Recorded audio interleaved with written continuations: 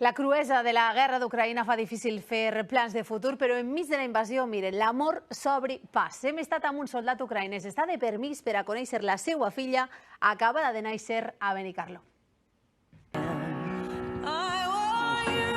No va ser com la boda que somiaven, segur, però la i Romà no van renunciar a sellejar el seu amor enmig de les trinxeres.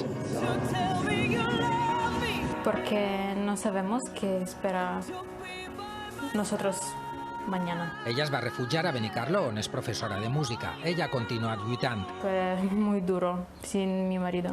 I a 3.600 quilòmetres, Sofia arribava a la vida en un món incert. Y yo digo, mira, tengo esto. La notícia em va fer superfeliç. Videotrucades diàries perquè el seu marit la vegés, Em va fer més fort per afrontar la guerra. amb ganes d'estar amb la menuda. És la xiqueta més preciosa que he vist mai. Per uns dies ha pogut deixar arrere el malson de la guerra i conèixer Sofia. Primera vez en sus manos dice que, madre mía, se mueve. No hi ha hores suficients per acunar-la, Em passa el dia amb ella, li canvio els bolquers, juguem, no em vull separar ni un minut. per a besar-la. Ha sigut complicat per la distància, però ella és una marota.